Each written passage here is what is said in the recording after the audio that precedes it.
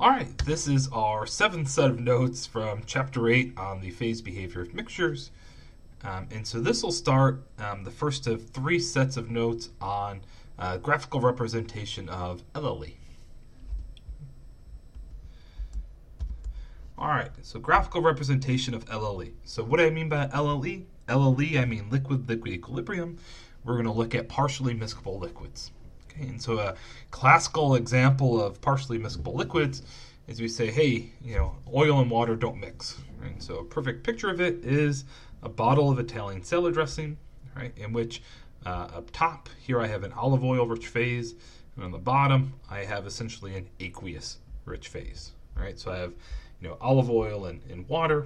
All right, so they're partially miscible, and that there's a little bit of water in that oil-rich phase. There's a little bit of oil down here in this aqueous-rich phase, but we have the formation of two distinct phases, right? And how I kind of characterize these two distinct phases is just like when we were talking about vapor-liquid coexistence, and we had two phases in equilibrium, right? Remember our picture of a heterogeneous closed system. The idea is if I were to take a sample at random in either of these phases, right? In theory, we would say the properties are uniform throughout, but the properties are going to be different in those two phases, right? They're going to be different, right? And that is how we would distinguish, those two unique phases, right? I say in theory because in this picture it's a little different. It's not just oil and water. Here I'm going to have all these suspended solids, all those seasonings in the dressing. Right? But if it were just oil and water, right, I have an oil-rich phase and a water-rich phase. Those two unique phases would be homogeneous. The properties would be uniform throughout, but the properties of those two phases would be distinct from each other. When we talked about VLE, so we were looking at our TXY and PXY phase diagrams, then ultimately our McCabe-Thiele diagram. They were motivated by equilibrium state separations. And in the context of VLE, the state separation of interest is distillation. Okay? So when I try and separate two components, right, the challenge is I'm trying to essentially decrease the entropy of my system. So in order to decrease the entropy, I need to add what's called an external separating agent. So in the context of distillation, the external separating agent we add is heat. Okay? And so if you were to look at the temperature profile of a distillation column, right, it's not going to be uniform from top to bottom, right? It's not going to be uniform from my reboiler to my condenser. And if you think about my TXY phase diagram, right, remember that low temperatures favor higher concentrations of Y. Higher temperatures favor lower concentrations of Y, right? And so if I look at my column from bottom to top, that's going to go from high to low temperatures. Okay, cool. Okay, so the distillation column, it's temperature, right, or heat that drives my separation. Okay, and distillation is fantastic, and so if I have two components that have different volatilities, then vapor-liquid coexistence is then distillation is going to be in general the go-to separation process. Okay, but there's cases where this doesn't work so well. Maybe you could think about cases where my two components don't differ greatly in volatility. Maybe I have a component which is essentially non-volatile. Or you could think about components that are thermally fragile. So if I have proteins in water, and I seek to concentrate, if I try and remove water, so try and concentrate a liquid phase containing proteins, and then just heating it up to essentially boil off water may not be the best idea because that protein may be sensitive to temperature and you may end up folding it or denaturing it or having other undesirable side effects. Okay, and so those would be, say, thermally sensitive materials. Okay. So another technique to handle these thermally sensitive systems, for example, is extraction. So extraction involves, say I have a solute dissolved in some liquid phase 1, contacting it with some second liquid phase 2, where that second liquid phase loves the solute but doesn't like the other solvent so much, so that it essentially preferentially sucks up my solute. Okay? Extraction processes work well for these cases because in general they operate at a constant temperature. They can operate near room temperature if that's my operating conditions. Okay, and so the study of partially miscible liquids is important for a number of applications, but one main application that we'll eventually talk about is liquid-liquid extraction. Okay, if I keep it in the theme of my equilibrium stage separations. When we talked about azeotropes, okay, it pointed out, for example, of our minimum boiling azeotrope, so I believe it was methanol carbon tetrachloride. So we identified the azeotrope as being where my bubble line and dew line met, and we pointed out for that particular case that there was a flat region of my bubble line, and that was indicative of a partially miscible system. Okay, so here we have such a system. We're looking at hexane and ethanol. So it's a system that exhibits a minimum boiling azeotrope. So it's monoazeotropic, exhibits a single minimum boiling azeotrope. It's heterogeneous in that binary pair is partially miscible. Okay, so if I just look at the top part of this phase diagram, okay, so here I have vapor. Okay, this is TXY, so vapor up top. The line separating my vapor from my two-phase is my dew line. Okay, below I have a liquid. The line separating my two-phase from my liquid phase is my bubble line. Okay, again, we're ignoring this apparent block at the bottom. Okay, so here's my dew line. Here's my bubble line. My dew line and bubble line pinch. All right, and where they pinch, that corresponds to an azeotrope. It's a minimum boiling azeotrope because if this azeotropic mixture, my system boils at a temperature lower than either pure component. Right? It's easier to boil the mixture than either pure component. Right? And this is an example where you could really think that ethanol doesn't like hexane. Okay, so it's a minimum boiling azeotrope, and we pointed out as characteristic for a heterogeneous system, there's this composition range for which my bubble line is flat.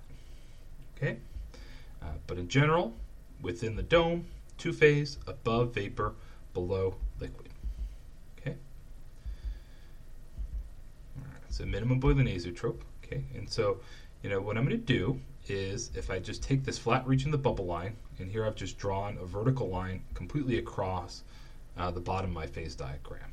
Okay, and the significance of this is above this horizontal line, you could just think of this as a normal VLE phase diagram where I have vapor on top, and I've got liquids here below my bubble line.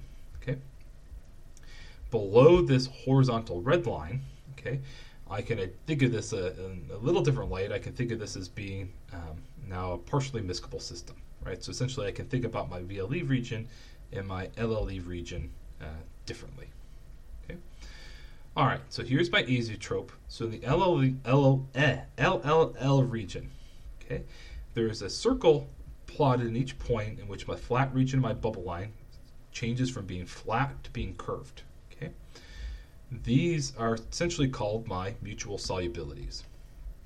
Okay, and what this would correspond to is essentially, if I think about having some liquid mixture, I heat it up to my bubble line, I'm going to have this vapor in equilibrium with this liquid. Okay, so if I think about this as my liquid phase, we call it my mutual solubility. Okay, remember this is plotted with respect to component 2. This would tell me how much of component 1. Hexane is soluble in component 1, ethanol. All right, so again, if I have a liquid mixture, say this composition, I heat it up to my bubble line, I get phase splitting along my isotherm. I'm going to have a vapor, which is the same as my azeotropic composition, in equilibrium with the liquid. Okay, and that liquid will have a composition of hexane of this, if I read it off. So we call it mutual solubility because it tells me how much hexane is soluble in ethanol at that temperature. And on the opposite side of things, right, if I were to have a mixture of this composition, heat it up to my bubble line or bubble point, I'd have now a vapor of my azeotropic composition in equilibrium with the liquid of this composition. Right? And so this would tell me my mutual solubility, so essentially the amount of hexane dissolved in ethanol over here. Right, and why we technically call them mutual is this side is, a hexane-rich phase. So 1 minus that would give me mole fraction of ethanol. So it would give me the amount of ethanol soluble in my hexane-rich phase. Okay? The more and more we look at these things, hopefully they begin to make sense. One characteristic of these systems is that mutual solubility in general changes very little with temperature. In general, there are exceptions to the rule. Okay, so if I take my 2 points, my 2 mutual solubilities at my critical temperature, and I draw drop-down lines, they're essentially vertical. Right? This gives me my liquid-liquid phase boundary. Okay, so this gives me, mutual solubility 1, and this gives me mutual solubility 2. Okay, so I said this was our LLE region, right? And so the idea would be, if I'm in this region and I have a mixture and I'm at a given temperature and a mole fraction that places me within the square region, okay, this is my liquid-liquid region. And what this would tell me is I'm in my 2-phase region, 2 phases here being 2 liquid phases. So I'm going to get phase splitting along that isotherm. Okay, and I would read off the concentration of those 2 liquid phases as where my isotherm hits my LLE phase boundaries. Okay. So I would drop down and I could read off concentration of hexane in my ethanol-rich phase, and this would be concentration of hexane in my hexane-rich phase, where you take 1 minus it if you wanted the concentration of ethanol. Okay, cool. All right, and that's how you read one of these phase diagrams. Okay, cool. We call this the ethanol-rich phase. Why? Because the mole fraction of hexane is less than that of ethanol. And here it's a hexane-rich phase because the mole fraction of ethanol is less than that of hexane. Okay, so if this were that picture of oil and water, the salad dressing picture, right? This would be our top phase, the one sitting on top, the oil phase, and this would be, the phase on bottom, right? So you call it hexane-rich and ethanol. Oftentimes you'll hear this called like the light phase being the less dense one. They would sit on top of the other if they were phase separated. Okay, cool. All right, and so now where we need to be careful, or where things become creative, is let's look at a couple different things, right? So one is, so the idea is if I have a liquid mixture, right? So say I'm at this 0.2 mole fractions at a temperature of 60 degrees C, so at this point C. So I'm going to get phase splitting along this isotherm. So I'm going to have 2 liquid phases, right? This hexane-rich phase and this ethanol-rich phase. So I have 2 liquids in equilibrium with each other. Now, if I have this 2-phase mixture, this 2 liquid phases in equilibrium with each other, if I have this mixture and I heat it up to my bubble point, what happens is once I heat it up to my bubble point, right, as soon as I get here, okay, now I'm in the VLLE region, okay, so I get phase splitting along my isotherm. Now I have a vapor, which is equal to my azeotropic composition in equilibrium with the liquid, right, where this corresponds to my ethanol-rich phase. So what happens is now I just have the ethanol-rich phase in equilibrium with the vapor. So essentially I've just, you could say my hexane-rich phase disappeared, right? So if I have 2 liquid phases down here in equilibrium with each other, as I heat it up, when I heat it up to my bubble point, my ethanol-rich phase is going to remain, my ethanol-rich liquid is going to remain, and that's going to be in equilibrium with the vapor. So my hexane-rich phase has essentially disappeared, right? Cool. Okay. So if I have liquid phase, which is to the left of my azeotrope, right, I'm going to get phase splitting along an isotherm if I'm in the LLE region.